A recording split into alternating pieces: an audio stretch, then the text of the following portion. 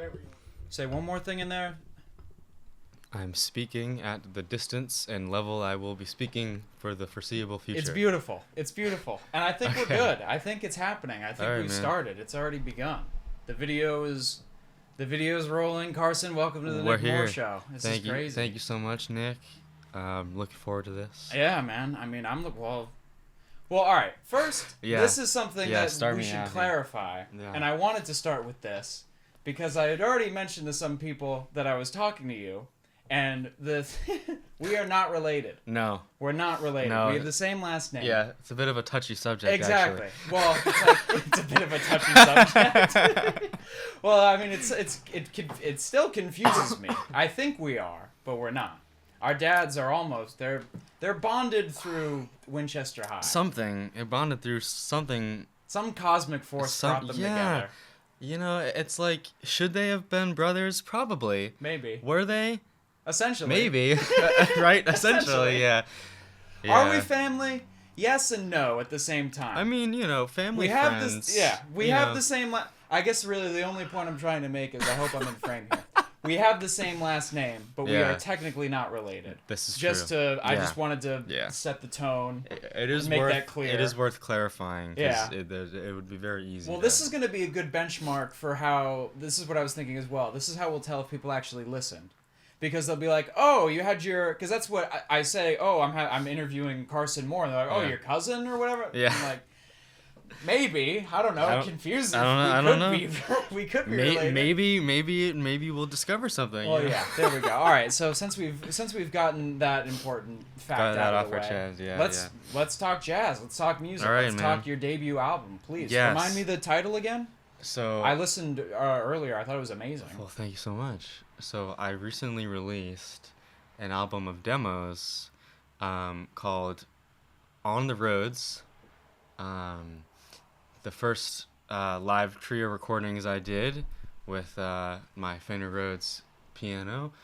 It was all done in here, man. Like, it was during a rehearsal. I usually throw on the recording and just to get the ideas out, because we often like to look back and see, how did that turn out? What did it sound like? What do you want to do different? But those ones just turned out good enough that I was like, oh, I've been looking to post some demos. I'd already been working on stuff. Let me just use these. So you didn't even go into the intention when you were recording it, being like, I'm going to put this out. You were just making music, and then you were like, It was a rehearsal. This is what's happening. Yeah, it was... I love that. That's amazing. That's great. I mean, that's so much in the style of jazz, too. It's I think that's how it works. Yeah, exactly. I mean, famously, right, you get people like Miles Davis, who... They wouldn't rehearse their bands. They wouldn't... Yeah, no. He didn't rehearse? No. No. Basically, the whole point... That's kind of like Jay-Z, right? Where he just has it all in his head. He has it all in his head. Yeah. I don't know how Jay-Z works, but I do know that Miles Davis wanted the sound to be as genuine, as fresh as possible. So if you had been rehearsing ideas on the tune and practicing it, then it wasn't as real as it could be, which I think is a really fascinating thing. And I kind of unintentionally recreated that scenario with my group. But yeah, he would just call the musicians into the studio.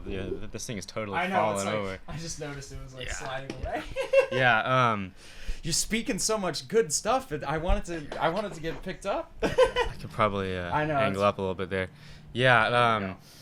He would just call the musicians to the date, and they would bring the music.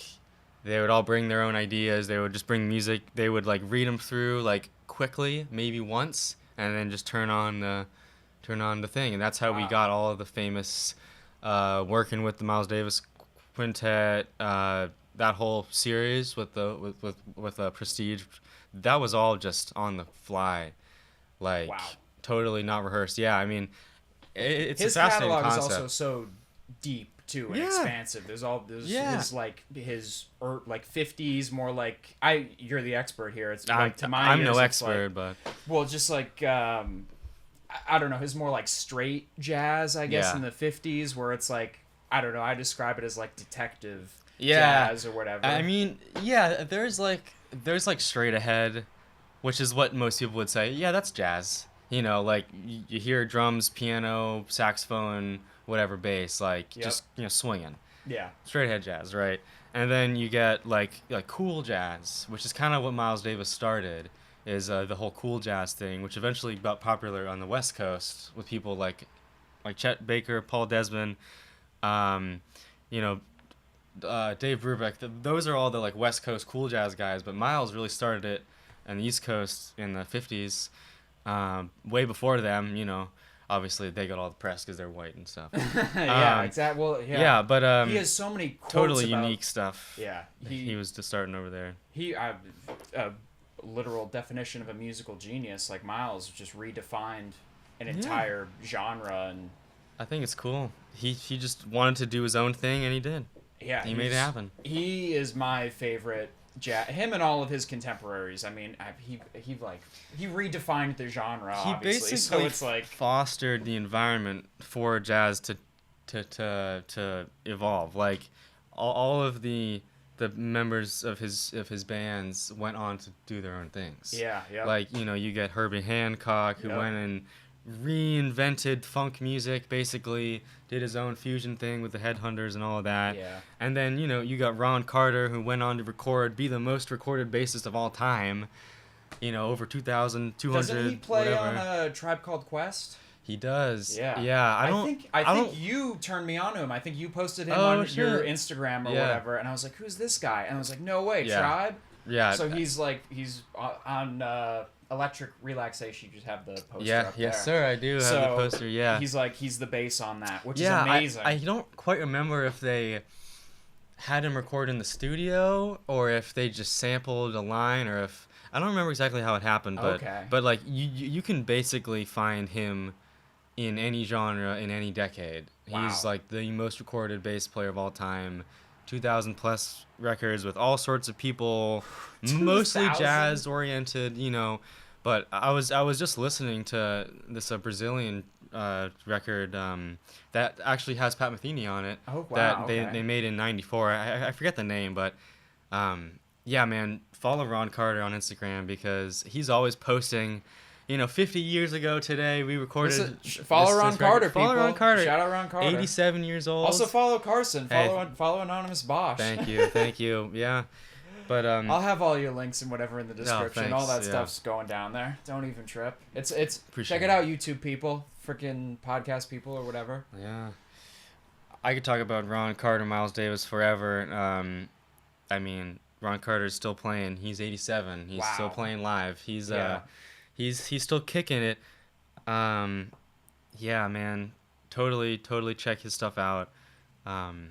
He basically is the bass sound of the century, of the 20th century. Like he heavily influenced everything. Would you he's like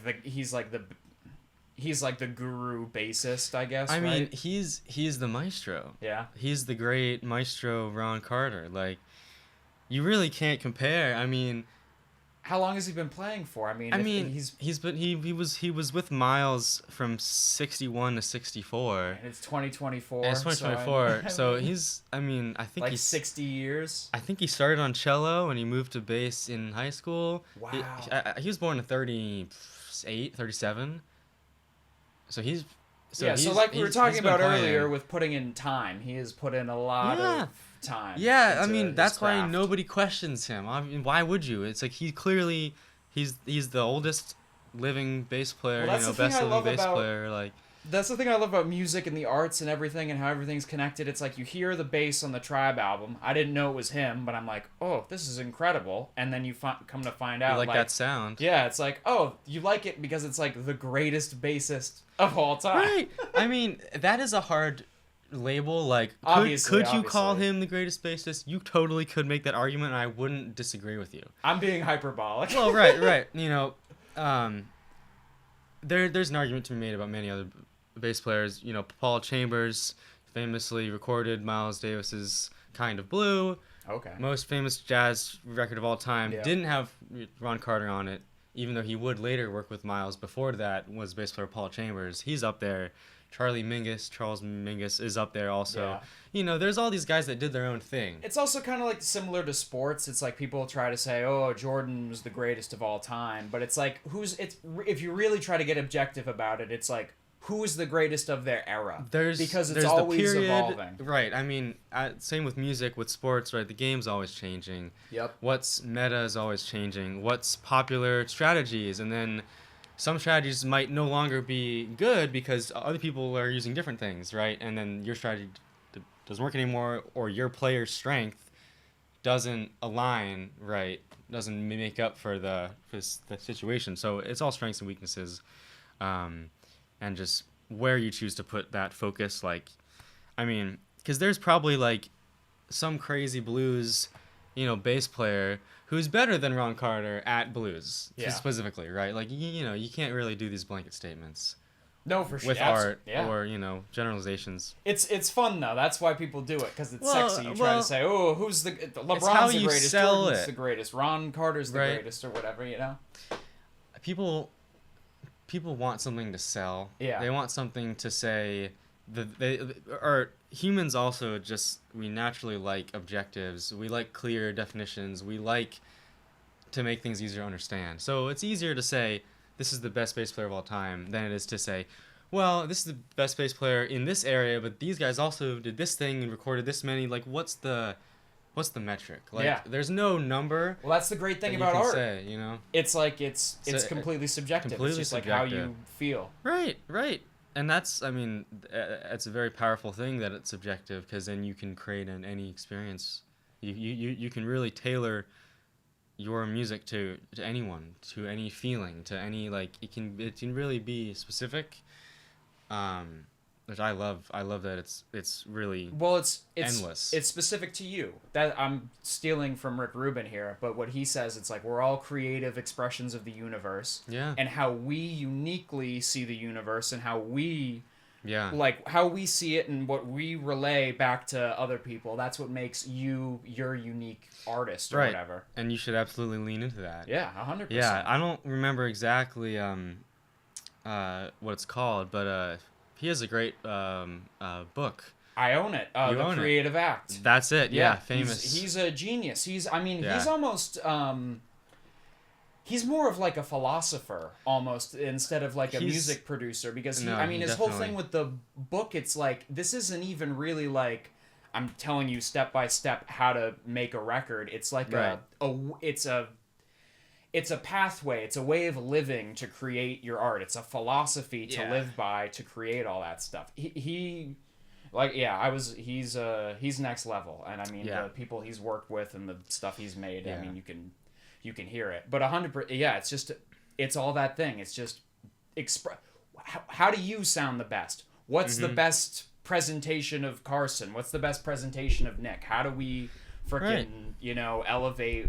How do we do our thing the best we're supposed to do, Yeah, I mean, I think that's a big question that every creative person has to ask them, is how do I go and be the best, self for myself and for others and for the art? Like, how do you find that, I think that's a big question.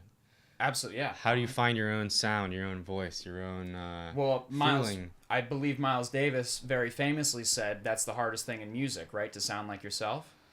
I mean, yeah, like finding your own voice. Like, Miles talks a lot about it in his biography, which I have read over there. It's a great read. Ooh. His autobiography, great read. Totally worth checking out if you haven't. I love all of his he's such a character. Just him as a human. He was an amazing character. Human and artist and everything.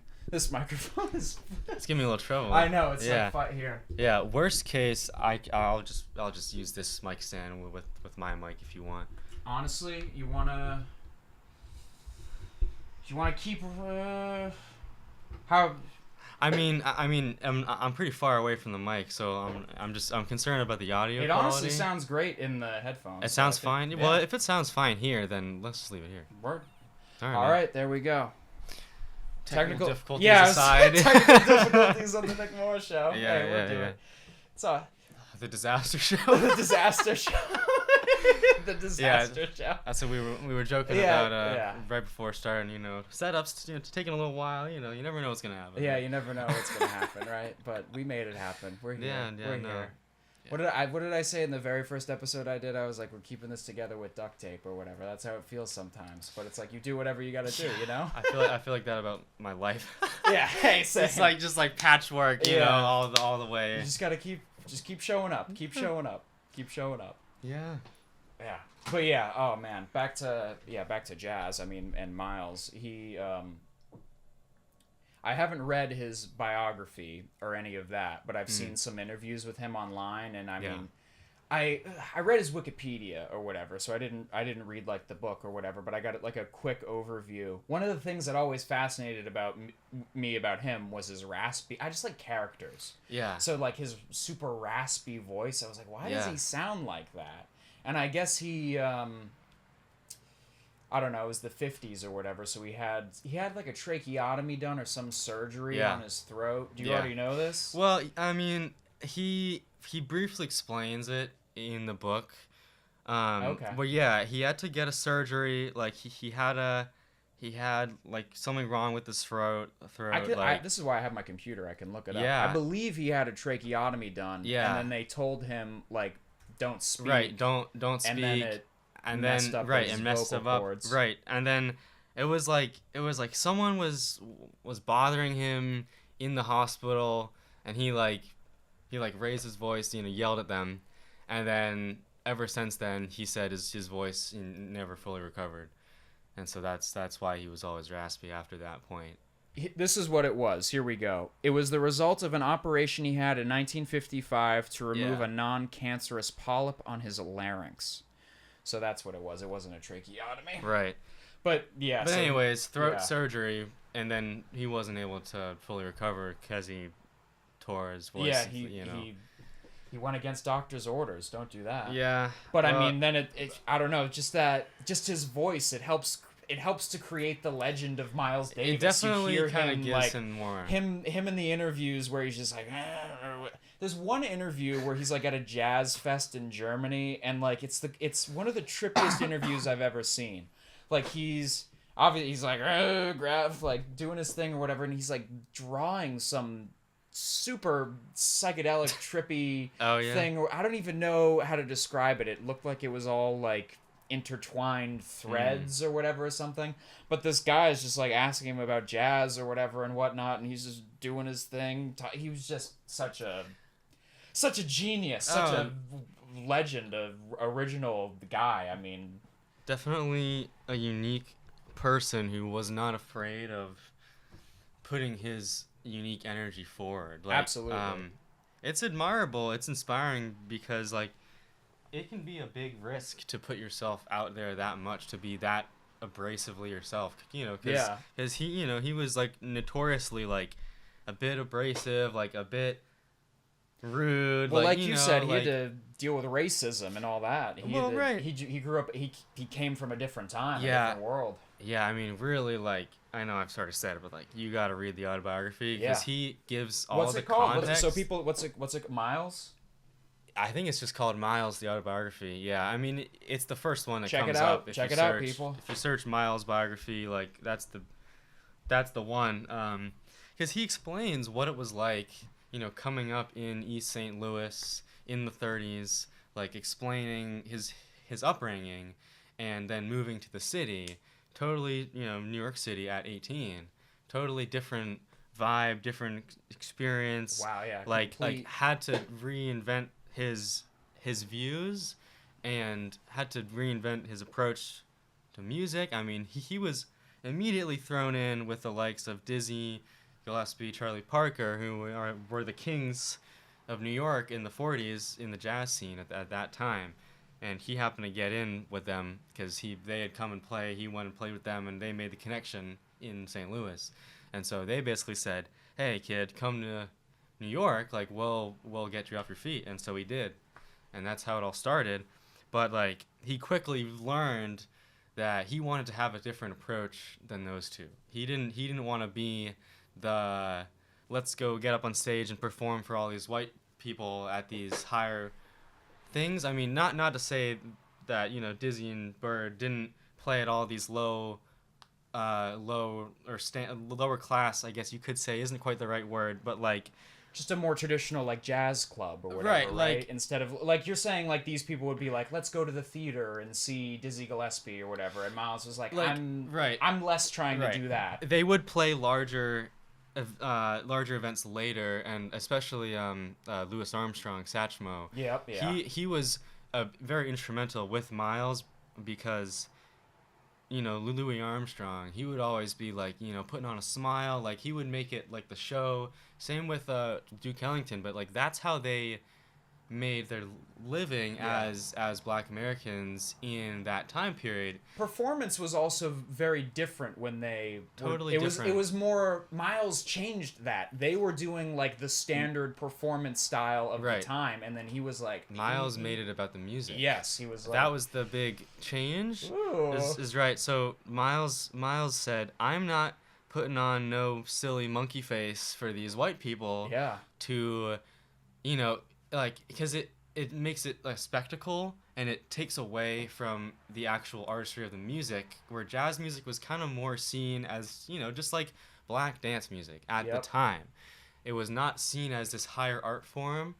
And so Dizzy and Bird, with all the bebop stuff, reinventing jazz language, they started to show people, wow, jazz can really be this virtuosic, technical, fast, really difficult music, similar to classical music or other, you know, types of like more accepted traditional musical art forms in that time period. Obviously now jazz is seen as this high class thing, but that's really because Miles started it. It's so fascinating, the perception of jazz now, when you say like how it started, when this is low class, this is an intellectual. I mean, now it's like that's everything people say it is. That's right. It's completely flipped on its head.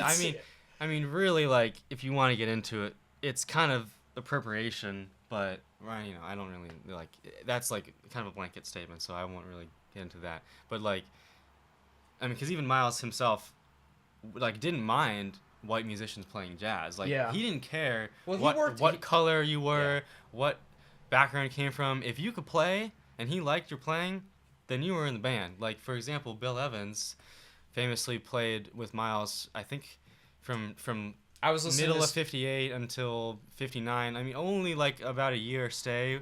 I think it's said that a big reason why Bill left the band is actually because he was getting a lot of hate from the black audience members for being the only white member of Miles Davis' band. They would go play all these black jazz clubs, and, you know, people would come up to Miles and be like, hey, you know, why do you got that guy with you? Like it went both the white ways. Guy in the band? Right, it went both ways at the time, you know, there was definitely prejudice, there was definitely like a bit more tension, you know, in the 50s especially. It was really building. And like, you know, he got threats. Bill Evans got threats. Like, he was, so I think that's a big reason why he ended up leaving.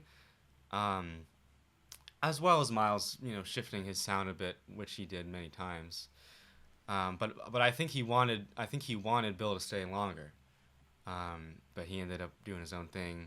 At that point, it was only like a couple years later he came out with, you know, Waltz for Debbie, like one of the most famous of his tunes. You know, Bill Evans soared right after he was with Miles, which is kind of what happens to everyone that works with Miles. Yeah, exactly. Like, you know, white, black, it doesn't matter what kind of person you are, whatever race, whatever. Like, Miles would. It wasn't, like you said, it wasn't about that. It was about the music. It was about the art. Right. So, but it just happens to be that race kind of does matter to Miles in that case, because it was the white people that weren't treating it as the art that it should have been. Well, it wasn't from him though. It was like the audience. He was reacting to other people and being like, okay, if you're you know, public pressure, I guess. Right. He would start, you know, when he was playing in the 40s, started leading his own bands and stuff. He would introduce the band. He would introduce the music. He would say, this is an original tune, whatever. Would try to talk to the audience more. And he ended up just realizing, like, I don't want to do this, and they don't care. So I'm just going to stop doing it. And then that's how we get to, you know, the evolution of his performance, where he's the last one on stage. He like the band's been playing for like 20 minutes. He finally decides to walk out. Doesn't even look at the audience. Completely faces his back to the audience. Trumpet in towards the stage, towards the band. Does not turn, move. Like he doesn't let you see his face. Because it's not about him. Like he understood that people were starting to go because it was him, just to see a famous person play. Yeah. Not because they actually understood why the music was good and why it was important. So I think he was like, no, it's about the music, and then he just turned his back, and that became a famous thing, and he would do. Is turn his back to the audience. That's beyond powerful. I think it's great. Like totally. It's genius. Interesting. It's very genius. Interesting. I mean, to realize it's like that's something so many creative people deal with. It's like, especially like really famous comedians will talk about, like when you really make it, you can get up there and say anything and they'll laugh. And it's like, are you here to see me? Do you care about the jokes? It's like, weirdly, it's like you get to a certain point where it's like you're kind of so good it doesn't matter anymore, and then you can get lazy, you can get complacent. Right, and that's what separates the good from the really the great. I would agree. Yeah, like music can kind of have the same problem. Well, it's not like a big problem per se, but like you do get these artists that were, really good in their prime.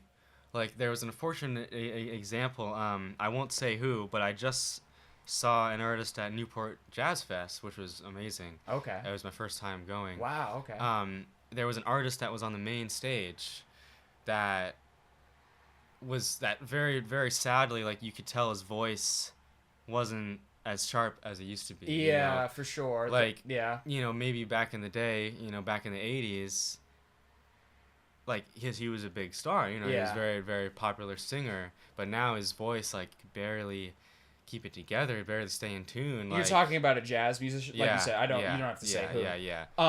Because I don't want to throw any disrespect, because absolutely. I like this artist. Absolutely. But it was a little bit heart-wrenching when you could hear like his voice wasn't there. Yeah. And you could tell he was really trying, but maybe it was sick. It was an off day. He hadn't, he was like, he's old. Yeah. Like you can't. It doesn't all stay with you, but like some people, like a lot of people wouldn't even care. Like it's just because like I'm a musician. I got my high standards and all of that. Like I was like, oh, he's a bit out of tune. But most people really don't care. Like they kind of tend to still hear the artist as they were in their prime. Yeah. Like, I mean, or the version of them that they want to hear. Right. I mean, right. It's the version they want to hear. Like, you get all these bands from the 80s. A lot of recent bands have put out new albums after 30 years or 10 years even, like, of not playing anymore. And, like, they're doing really well in these polls, in these top, 100, Billboard 100, whatever. But then you go and you actually talk to people who, like, haven't already heard their old stuff, and they don't like the new stuff. Yeah. And that just kind of shows you that, like, there is a bit of nostalgia at play here. Yeah. That's changing the perception of the music, which is a very fascinating topic to me. One of the strangest things to me about art is exactly that. And I feel like, for me personally, this is why I'm so thrilled to be able to have this conversation with you right now. I love, this is about the purity of the art. It's like, you're doing this because you like jazz and you want to be a jazz musician. I'm just trying to make my own music, Exactly. Trying to express whatever my path is. Yeah, I just love art in the beginning stages when, to me, it's the most pure. And it's like, I'm doing this because I love it. And that to me is how you get the best stuff. That's what you gotta hold on to. You gotta do it because you love it the whole way through and through. Like you can't even take a second and say, "Oh yeah, let me do this for the money." Like nope, because if you think that, you're not gonna get the money. You have to be. The money comes because you're doing it because you love it. Yeah, exactly. You will get rewarded for that energy you're putting into it. 100%. But if you chase the dollar, it's not going to work. And work on Wall Street. Get a different job. That's not what art is about. Art isn't about making millions of dollars quickly. It's about doing the art. And then if it's supposed to catch on, it will. And then if, it isn't, it won't. But then it's like... That's how I feel about it, yeah. I mean, some people would argue, like, well, with, like, marketing and whatever, like, you can really do anything with any music, which I think is true. But it doesn't last. It's not the same. But I don't think it's not... Yeah, it's not the same. Because, like, even with someone as famous as Taylor Swift, I don't think Taylor Swift is going to have as big of an impact on music as someone like Miles Davis did. Undeniably because, Taylor Swift has good music, right? She has good music. She has her place. She has been very revolutionary in a lot of her own ways. However, I don't think you can compare, like, a superstar who has had all of this support over the years, who has had all of this marketing, all this agency, all this, like, economic support, like, through all of these other businesses getting involved and all these, like, it's such a larger, the music industry as a whole is such a larger beast and more complicated beast. Much more is going into it than it used to be. So to me, that just, like, it's not the same as building up really from nothing. No, it's not 100%. Like, I mean, you're literally talking about, like, establishment versus grassroots, and it's like if you're a product of the music industry and the music establishment, it's a totally different thing than, like, building your audience brick by brick. That's going out to an open mic and, like, fostering that genuine connection. Not and to say that the type of art, it's reflective in the type of artist you are. It's like the type of person, I don't know, I guess it's like you find what you're meant to do. You find what you're supposed to do. The type of person that really wants to do, like, the super high level art is going to go out and do it that way because they know you got to put in the time, you got to put in the work, and you got to earn it. That's how you do it. But I mean, honestly, I don't even understand how, like, the pop industry machine works. Like, I don't get where do they find these people? Do they just make them in a lab somewhere? Well, I don't even... I mean, I can, like... I don't know a whole lot about all of the ins and outs, but, having talked to a lot of people and, I am in music school, so there is a bit of information going around. Currently, you're a student at UML, right? I'm a student at UMass Lowell for music performance. I got a couple years under my belt. It's been good. We had Sam Hollander, who was a producer, songwriter, come and do a talk last year, and that was great. He basically explained a lot of how the industry works, like, from a songwriter perspective, like.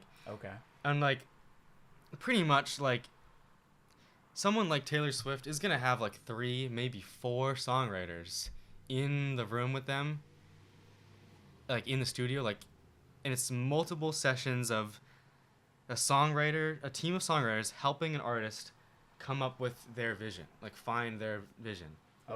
So, like, a common misconception is that all these pop artists are writing their own songs. Yeah, well, that's one of the first things I look at with all mainstream pop. And if someone actually does write their own stuff, I'm like, okay, I'll tip my cap to you and give you more credit because it's harder. That to me is absolutely essential, because I don't think that popular music has to be so washed, like, clean, like, it doesn't have to be all the same group of songwriters creating the same types of pop music. Like, that's just, like, those songwriters, like, I'm kind of jumping around a bit, but he describes, like, that environment is specifically to help the artist achieve their vision, but also make the song as likable as humanly possible. Well, that's the thing. As like, dopamine thick as possible. Like, what's the catchiest hook? What's the most agreeable, lyrics? Like, what's the most, like, relatable, as mainstream as possible? Yeah. That is, like, that's the machine that I don't like. Yes. About the music industry, is that all of this money and time and all these people and these record labels are so focused on making the most mainstream, likable thing because that's what makes the most money. It's safe. It's safe. And it's like that. So they basically take these promising young artists and they filter them through their machine and spit out another generic pop artist. So what you're telling me is that hypothetically, say I'm Nick Moore, singer, songwriter, guitarist, or whatever. Right. I'm not. But like I go to a record label and I have my original music and I'm like, I want to make this or I want to put this out. They're going to filter me through that machine and unless I'm like, no, you're not taking my music and editing it, they're going to take it and make it, they're going to make it pop music essentially. Well, they would, well, yeah, it depends on what label you go to. Obviously, if you go to one of these labels, like I forget which label Taylor Swift was on, but it's probably like Columbia or whatever. I can pull it up, right? Yeah, check it out. Like, if you go to like a label like that, then yeah, if they were to offer you a contract, it would probably be something like, yeah, we are gonna control what material you're putting out. We are gonna we pick the songwriters, we pick the team, we pick which songs we like. I mean. I can't even get into how complicated it all is, but like you might have an album done and they're like, yeah, we like this, like, well, why don't you come back? You're not gonna use any of those songs, you're not gonna use any of them. Or what they'll do is you'll sign away all your rights as part of your contract to those original songs and to all the future songs you make, and then they might not use them immediately, but then down the line, they will use them under someone else's name. They'll take the songs and because you signed your rights away. So, long story short, record companies are shady, and don't trust them. Don't sign your rights away. But also, you kind of need a label. It's good advice. You definitely read the fine print, research, and just start your own business. Do the best you can. I mean, really, really, like. It's hard to say what the way to go is as an independent musician right now. A lot of people do find success self-releasing. Yeah. Even like without a label, just self-releasing singles. Like you can get lucky. Is your goal to get signed to a label eventually? Because obviously you, like we already touched on, you self-released your demo tape. It's on SoundCloud. Right. It's just on SoundCloud. Like, could I have released it to Spotify, Apple Music? Yeah. But it's a bit more of a process to do that. Because you still have to get licensing. Like, you still have to pay fees. Like, you have to get a service. Like, it's not like SoundCloud where you can just put something on. Do you have a YouTube channel? I don't currently have a YouTube channel. Okay, I am going to create that soon, though. Okay. There we go. Because then I'm going to start posting long-form, videos, more performance stuff. Probably explore some other types of content. Awesome.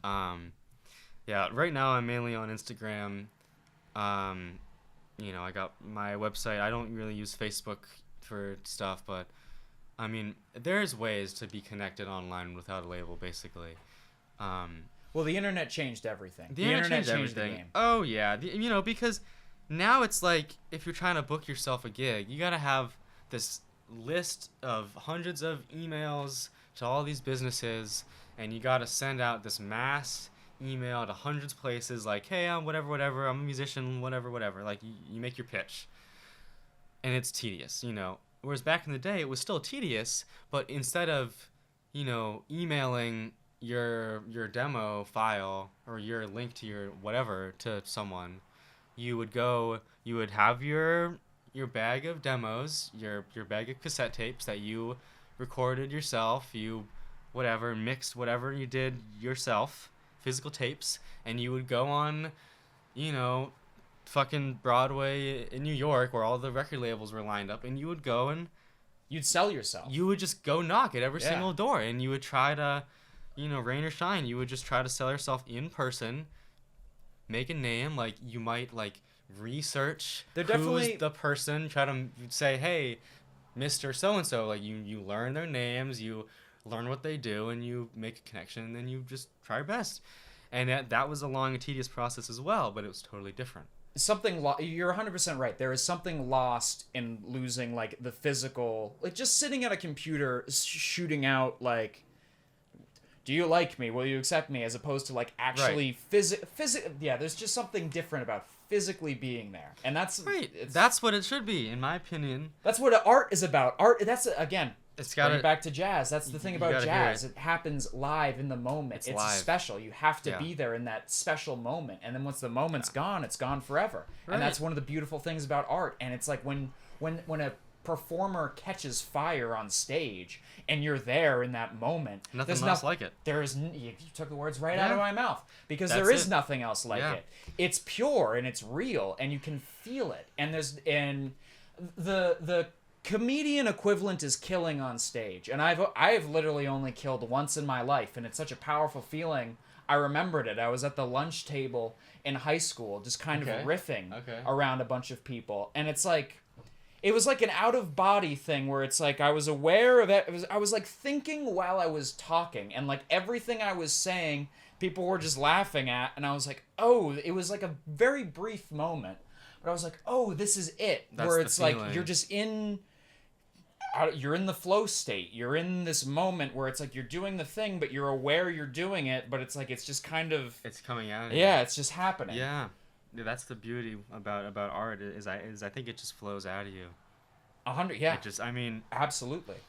At least like, I think that's one of the most purest... It's almost like you're tapping into something as well, too. Yeah. It's like you're a conduit, you're a vessel. You're tapping into this energy or spirit, this muse out there in the universe. And you and I, as the artist, you as a musician, me as like whatever I'm doing, right, telling my stupid jokes. It's like we're tapping into different parts of the artistic muse or whatever, and we're bringing it to life. It's like it's an idea or something that exists out there in the universe, and then we make it real. I think you're spot on. Like, I don't think a lot of people are aware that they understand that this is kind of a concept, like with art, with music. Keith Jarrett famously has described his process with improvisation, and I relate heavily to his experience, and I really like his stuff.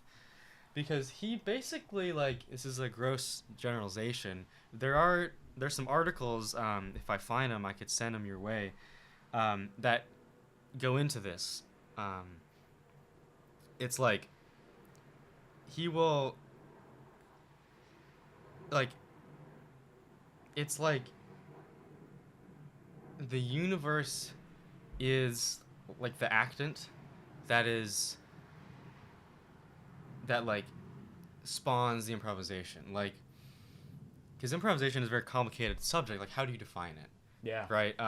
That's actually a big part of my major as music performance is improvisation. Okay. I took a great class last semester about improvisation. Basically just went through a bunch of different ways to look at improvisation, from like musical perspective, but also from like a conversational perspective. Like if you think about it, conversations is improvisation. Yeah, right. I mean, we're improving right now. This isn't planned. Like you can decide, yeah, we're gonna talk about these types of things, but we didn't plan out what subject exactly we're gonna talk about. We didn't say, yeah, we're gonna talk about my stuff, Miles Davis, all this other stuff. No, we just said, let's just talk about shit. Let's just have a conversation. Right, let's see what happens. And then, so we're improving right now, right? So you could say, like, we're tapping in to some stream that's just happening, and we're just tapping into it. Like, we're collaborating with the universe, and we're collaborating with each other. Right. And so that's kind of the concept that Keith Jarrett explores. Is it's not like he's not planning out where his fingers are gonna go. He's not even thinking. His mind is empty. Who is Keith Jarrett? So Keith Jarrett is a pianist, instrumentalist, composer, who worked with Miles Davis in one of his earlier fusion groups. Okay. From I think 70 to 71. What he played? What albums was he on? I don't. He might be on some later albums too. He might be on The Corner, which is I think is 75. That's a amazing album. I don't remember exactly which ones he's on. You could. I'm trying to find his discography. Ooh, it's big. But he has a famous concert. It's the Cologne concert in Germany. It's entirely improvised. Solo piano, Köln concert, Koln, I think. Maybe it's in Switzerland. It's fully improvised, only solo piano, and he just plays the entire time, and it's really like nothing else. Like, you can tell he is so. It was in West Germany. It was West Germany, right? He was so in it. He was so, like, that's like one of the most famous piano recordings there is. Wow. And it's all improv. It's all improvised. Yeah. He didn't. There's something. He didn't have a single thought when they just haven't. There is some like cosmic, some very important truth to that. Something very, very important, just to the fact of like, okay, it's clear. He just went in and he just did it. He's like, obviously, I don't want to say no preparation, because it's like you have to learn to play, you have to put in your time, you have to do all of that. But it's like preparation is his whole life before that. Exactly. Yes. Practicing channeling this universal energy, and so now it's like he can just. I mean, if he's still alive, he can just play. I mean, and like when I discovered his music, I realized like I've never met anyone else that does it the same way that I do, like Keith Jarrett does, because that's what I do. I'm really lucky, honestly. I can just throw my hands down on the keys and stuff just starts happening, and I don't even think about it. But it took me years to realize this. When I'm playing, when I'm in the zone, I'm not thinking. I didn't realize that most people actually are actively thinking while they're playing, because they're trying to like, okay, let me hit this note on this chord. Let me put an accent here. It's, for me, it's all spontaneous. There's just flowing. It's all feel. Yeah. Which like I didn't realize most people don't work like that. Most people aren't able to do that. Yeah. Yeah, I mean, I've been doing that since I was a kid. When did you first realize you could do that? Just like when I realized, like last year, like 6 months ago. Wow. like that's when I realized that, like, hold on, like, wait, most people can't do this. Well, that's why I said earlier, I'm so thrilled we're doing this right now at this stage. It's like this is it. It's like we're finding yourself as an artist and finding your artistic voice. Right. So right on that point actually is where I was going to go next, is like, okay, so that kind of my whole spontaneous playing thing really like makes me think, okay, so then how intentional am I being about what I'm performing, and how intentional am I being about what I'm practicing, what sort of styles I'm implementing, like how do I elevate, basically? How do I elevate to the next level? And for me, it's being more intentional with my playing. Okay. Being more intentional with the practice I'm doing, the songs I'm learning, the types of music I'm exploring, like the influences, because what you put in your ears translates exactly to what you express outwards. Absolutely. Like, if you're listening to a lot of jazz music and then you go and try to compose something on the piano, it's probably going to sound jazzy. Yep. Because you've been listening to a lot of jazz music. If you are listening to a lot of trap music, you're probably going to feel more inclined to go make a trap beat on the computer, right? And all of that is equal in my eyes. But it just shows like what you receive is what you put out. And so if I want to be more intentional about law of attraction, my music, exactly, then I want to be more intentional about what I'm consuming, what I'm practicing, what I'm rehearsing, and instead of just every time I play, it's just bloop blop, turn off my brain, play the song. Okay, like, no, let me be very intentional. That's for me how I'm trying to reach the next levels is with intention. It's kind of the opposite of feeling, right? It's being intentional versus feeling it out. Trusting the process versus choosing the process. Absolutely. Both can give success in their own ways and belong in different spheres, in different types of music, different, even like a different section of the same song. You might want to be more improvisational versus intentional. But with classical music, I think it's mostly intentional. There's not a lot of spontaneous feel. I think, yeah, it's much more specific, intentional. Well, like the orchestra, right? I mean, that everything in the orchestra, like everything is very. Right.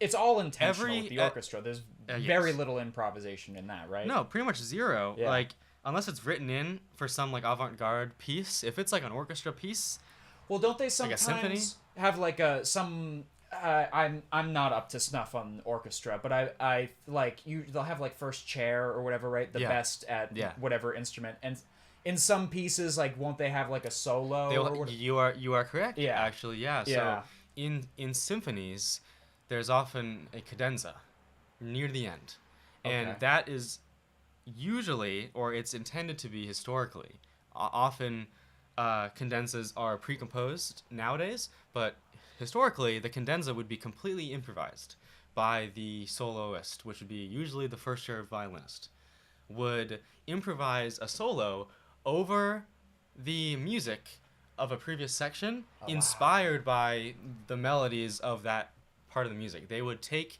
sections and change it and move them around and add different things. That was a whole huge part of that music, is the cadenza, and it was improvised. And it's fascinating that over the years, over the centuries, that has sort of phased into more of a preset thing. It's not as it's not as spontaneous. It's not something where now it's something you're supposed to be practicing. Like, you learn cadenzas instead of make them. Okay. Wow. Because the classical music art form, which classical music is a broad term, really classical music is just from like 1690 to 1800 or like whatever time period. It refers to a time period. But we use classical music as all symphonic, orchestral, sounds like Beethoven type music. It has, that kind of music has become more of a higher class, has to be specific, has to be intentional, has to be artistic, whereas it used to be like you could play, Baroque music, it's meant to be played in your home with your family in a small group, and it's meant to be improvised. It's meant to be an engaging experience. It's not supposed to be in a famous fancy concert hall. Everyone wears black. Everyone is like all like uptight. Like that has been an evolution of the art. It didn't come up that way. Same with jazz. Like, the evolution of music is one of my biggest interests. Oh, absolutely. I mean, I just love history in general, and just the evolution. Music the evolution of life and everything. And like I was saying earlier, everything is interconnected, and music and art. It's one of the biggest parts of life. It's like why you get up in the morning. It gives you a reason to live. So I mean, music. Yeah, I think music for a lot of people, myself included, is a big reason why we keep going. Is because we create. We want to add something artistic, either to we all want to add something to contribute through music, or it's like, for a lot of people, it's just self-expression. It's just like, I don't care about what they think, I just do it for me. Well, that's when you're really doing it at the highest level, I think kind of like what you were saying about if you get into art for money. I think kind of in the same, especially more today, where it's easier to get views. You can go on TikTok, do something really stupid, get a lot of views, study what works, reproduce that, and then you'll get success. Right? Yeah, exactly. But like, I think to find true success, which is, you can't really define that. I mean, my version of true success is ignore what other people are saying about your work. Ignore what other people are thinking. To a point, obviously, you have to listen, because they're going to give you the feedback, and feedback is essential.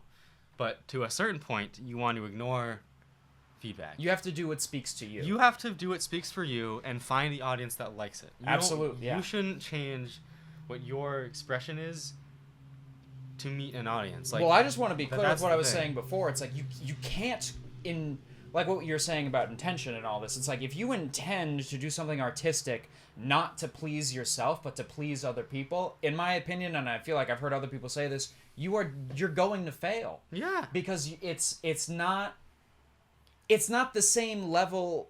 Maybe, I don't know, maybe I'm projecting on other people, but for me it's like the level of belief that I have in art that I know that I'm making for me, as opposed to like I'm making this because I think I'm trying to please someone else. It's like it's not the same level of intent. It's just not the same creative process. It's not the same thing. It's not really art at that point. It's a product. Yes, it's not art. It's something different. It's a product that's meant to be sold and liked and spread, and like all for like capital gain, right? Yeah.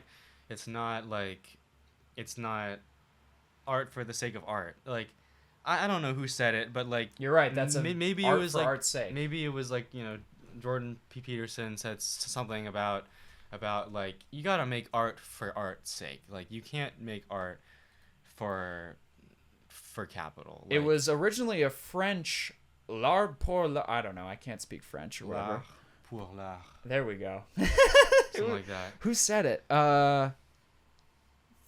Pierre Jules Philippi, French name. Gautier, French poet, dramatist, novelist. Cool.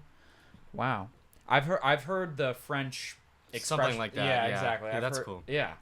But no, art for art's sake, absolutely. Yeah. And like you said, if you're not doing it for that, it's not art anymore. It's some weird. Maybe it's a hot take, but yeah, I don't think it's I don't really think it's a hot take. Yeah. I don't think that's. I think maybe that'll be controversial to some people who are doing their version of what they perceive to be art. You know. I mean, that's also the thing too. It's really hard to say because what makes someone an artist? What makes someone... I mean, I really think everyone is an artist, and the art they're creating is their own life. Absolutely. I've heard so many people... This is something I'll hear athletes say a lot. They'll be like, I'm not creative, and I just, like, laugh to myself. It's like, well, when you're... Because I've... Not at, like, a world-class level, but, like, I've played sports or whatever, and it's not... Again, it's a different type of creativity. But it's still creativity. Yes, you're being creative. You're thinking. You're using your mind. It's not pushing a button and getting a specific result. Right. Being it's like, however, getting to, I don't know, in sports, it's, I don't know, basketball metaphor. It's like, however you get the ball to go in the hoop. A lot of people have different ways to get it done. Right. But it's getting to that result. That's the creativity, right? Yep. They had to create their own method that works for them. And usually, the most accomplished players, musicians, athletes have a more unique, personalized way that they got to that point. Absolutely. Because they actually decided, or they realized that, oh, maybe this weird way that I do it isn't the way that other people do it, but it works good for me. It's more natural for me, and then that has set them aside. And then maybe you redefine a sport. You redefine a way to do it. And then you end up redefining it, exactly. or you invent a new way. Like, I mean, it's so There's a bunch of examples I can think of, but the first thing that comes to mind is Jaco Pastorius. Yeah. With his electric, fretless electric bass playing. It wasn't really a thing to have a fretless electric in the way that Jaco made it. He made it its own thing. Like, he reinvented the electric bass, ripped the frets out of his bass so he could do all the slidey shit, and like, just he plays it in a different way. Like, no one since Jaco has been able to play the bass the same.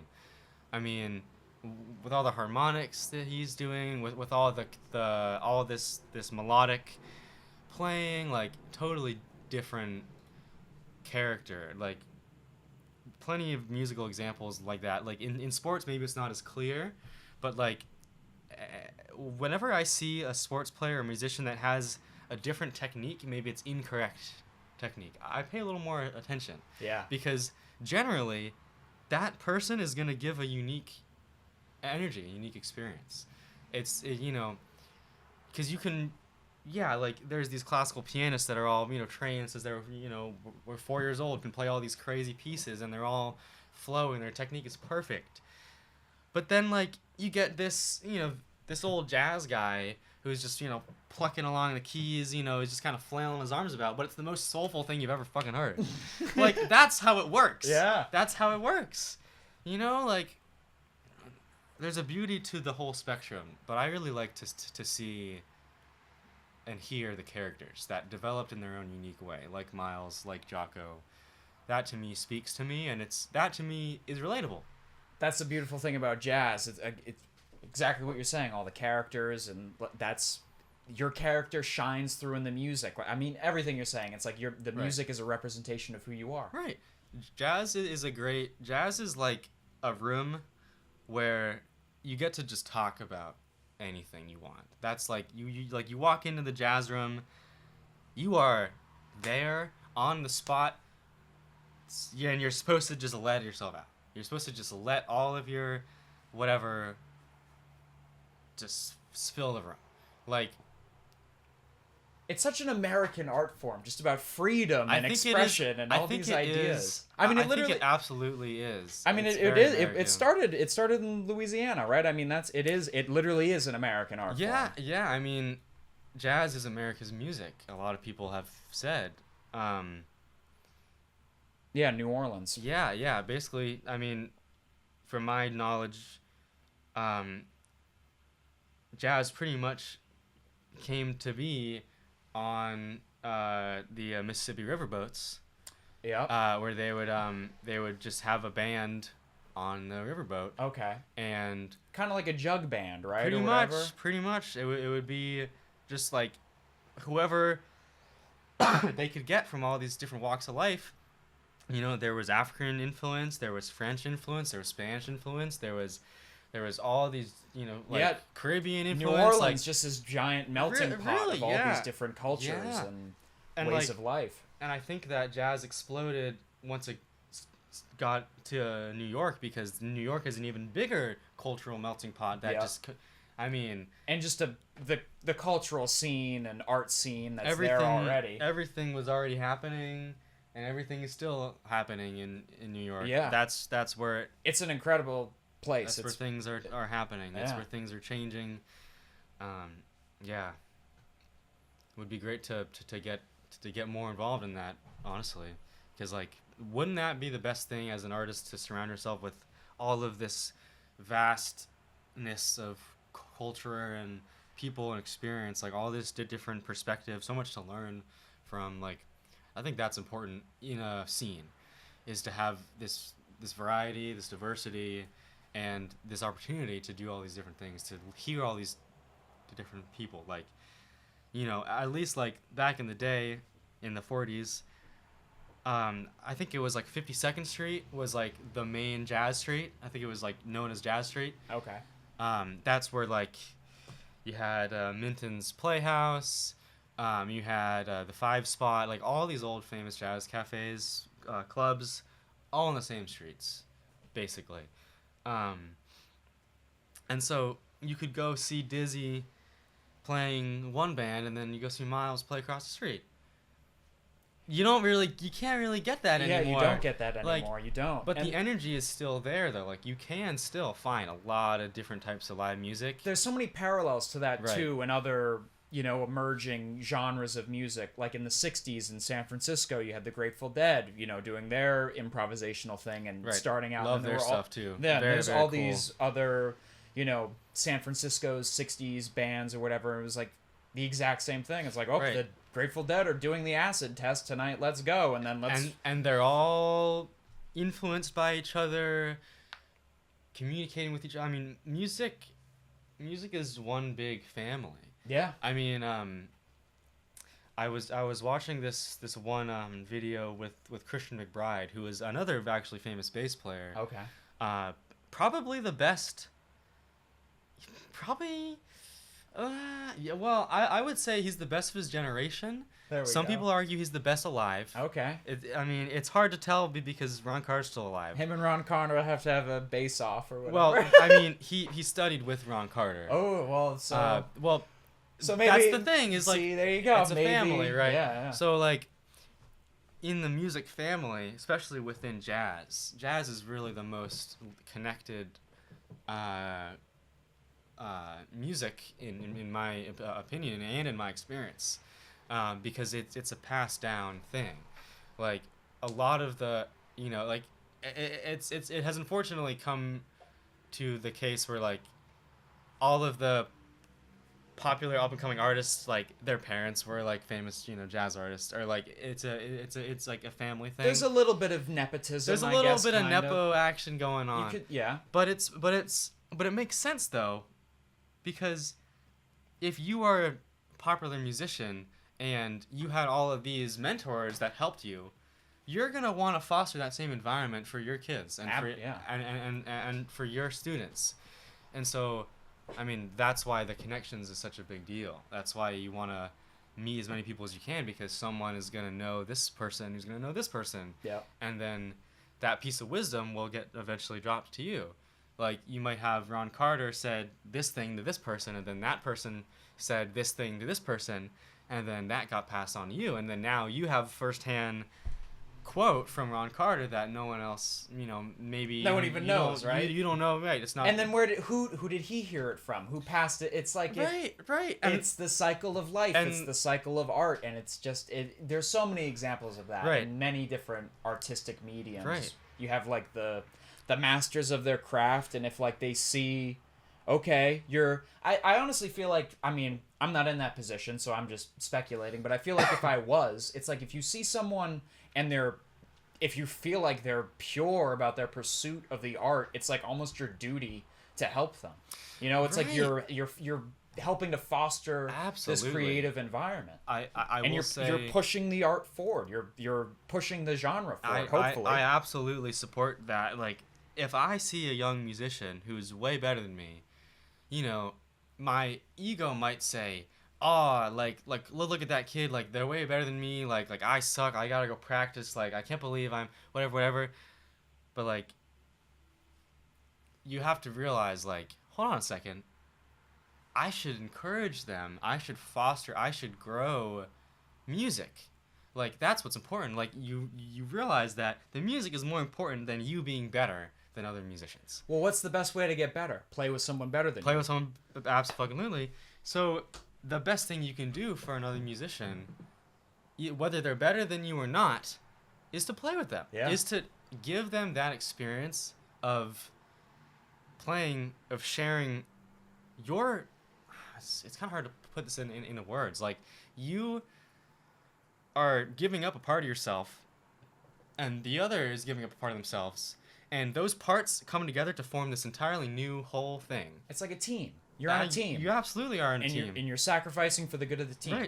Right. And that's a point in any musician's career that's really, like, that's what makes it or breaks it. Like, yeah. If you don't ever come to the conclusion that you are on a team, that you are on the same side as your other musicians, if you think, I'm the singer, this is just the backing band, I don't really need to pay much attention, they're just going to play to me, then you're not going to be a good singer, and you're not going to be a good bandmate. Or go be a pop star soloist or whatever. Go do something that's solo. Be solo. Right. Go do your own thing. Right. Yeah. If you're so obsessed with you. If you're obsessed with yourself, right, go do your own thing. Yeah. Right. Or at least pay me well to put up with you. Yeah, exactly. Right. So like, yeah, singers are notorious. Nothing against singers. My partner's a singer. But she can't escape some of that singer stuff too. Okay. Yeah. Because like, you are, as a singer, you're kind of told, like, you are the leader of the band, you are the front man, you gotta, and like, they do have that extra bit of work. Yeah. But also, like, a singer is less likely to understand that a band is a group thing. It's not a singer in the band. But when you go see a pop artist, it's a different band every time. Yeah. Because they're just hired help. Yeah. Like, really, what you're marketing is Taylor Swift, and then she has all these other guys behind her. Her session. Who are those guys? Yeah, exactly. Right. They might play with her often. They might not. Probably not. It's probably like people, whatever she hires. The one group who did that though was Steely Dan, right? Because I mean, it was just Fagan and it was just the two guys, and then they would have other people kind of fill in around them as well. So they're kind of an odd exception because they're really like the only group I can think of that like was doing. I mean, they're like jazz fusion. They were very. I personally love Steely Dan, to the point where I did a couple covers for one of my friends' recitals at school. I was on keys. We did Fire in the Hole, a couple other good ones. Yeah, love Steely Dan. He's great, and I really like that they would have other people come in and play with them, because I like the idea of keeping it fresh, keeping it new. Yeah. Obviously you want to have your tailored sound, but for me, part of my desire with music and expressing myself is to have other people be involved. Yeah. Like, I don't mind playing solo piano or solo guitar, whatever it is, but I get the most satisfaction when I'm communicating through music with people, I like experiencing something new every time like that. So like I love jamming with random people, right? Playing, just like I'll meet someone at a club and I find out they're a musician. I'm always like, I'm like, we should play together, because I don't need to talk to you to get to know you. I want to play with you to get to know you, because that will say way more about who you are, your character, where you're at as a person, like the music that you're expressing, like. And you're helping each other. You're helping each other grow as musicians and artists. Right. You're collaborating. And if it goes well, if I'm interested by their playing, if we get along, if we're friends, which usually it goes well, because jamming is just this beautiful thing that all musicians are lucky enough to share. And, I might go ask them to play my next show with me.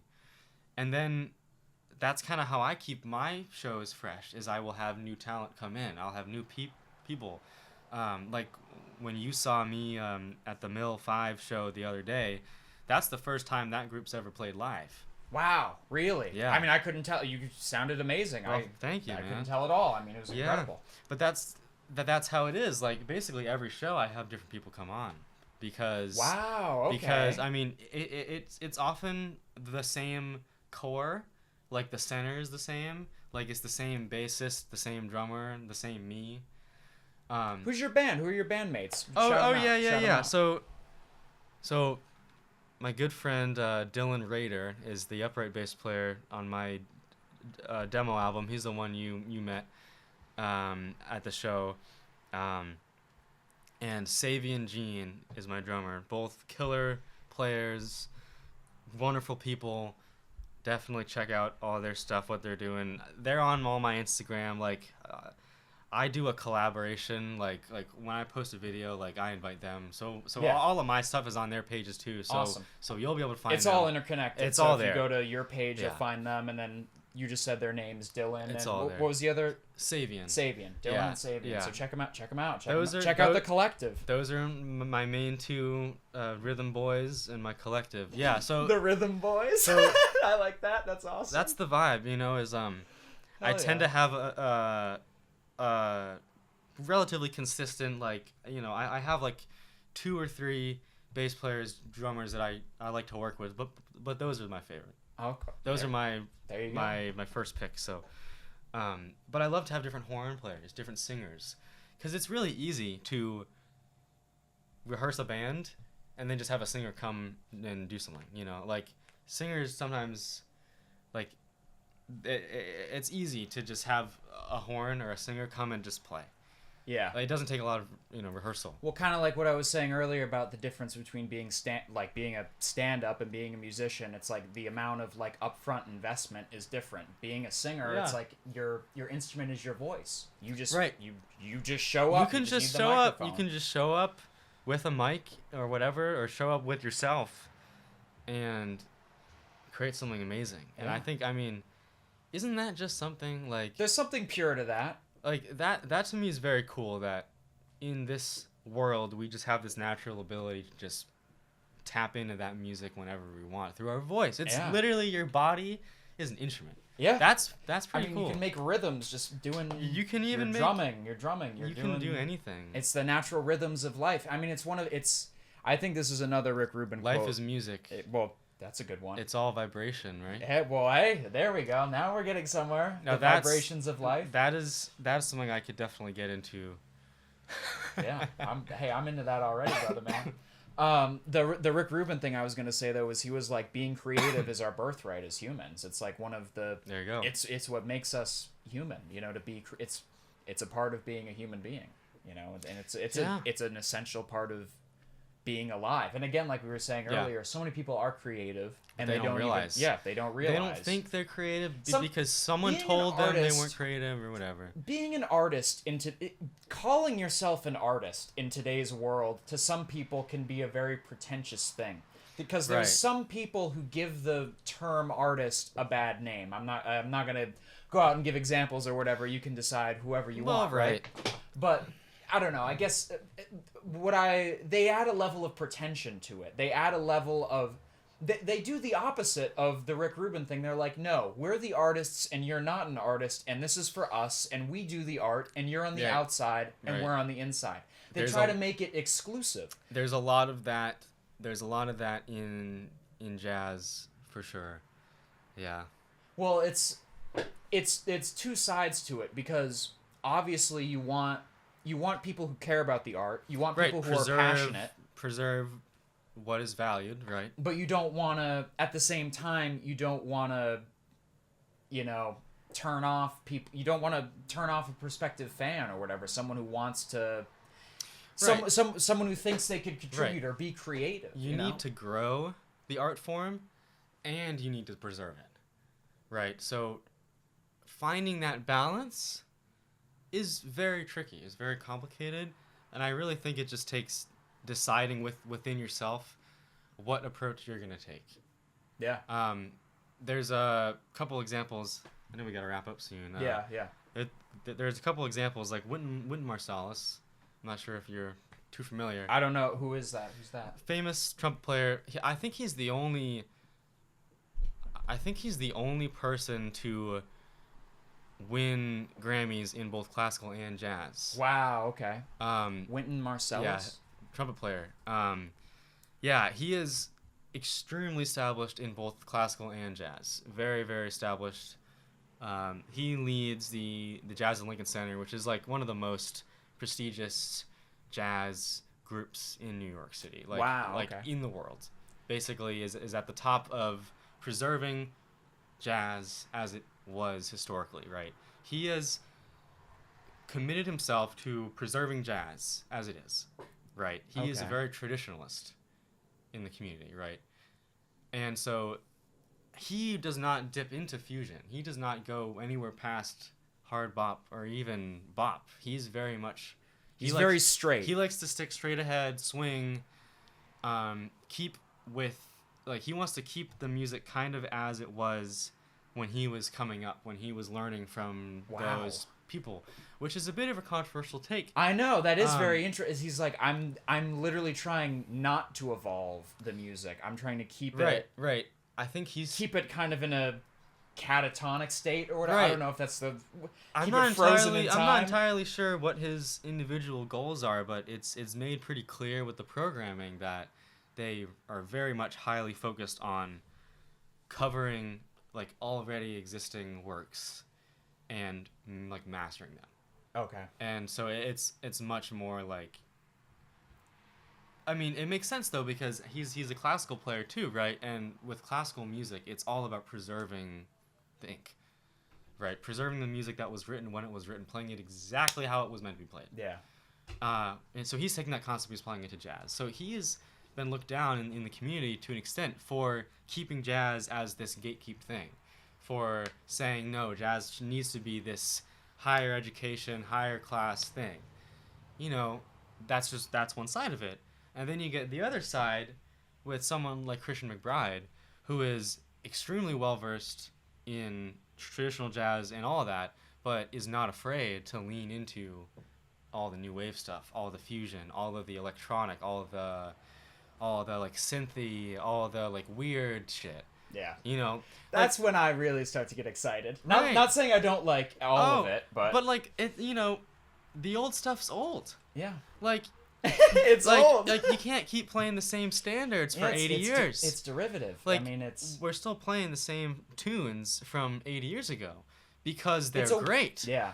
But that doesn't mean there shouldn't be improvements made. There shouldn't be new ideas built upon. It's a way to get good, but it's not a way to like push the art form forward. It's like you can master that and then get really technical. Right. I think it's important to learn the old stuff, to understand where the art came from. Then you get a essential. Diverse. But then I think you need to leave it and move into where it's taking you.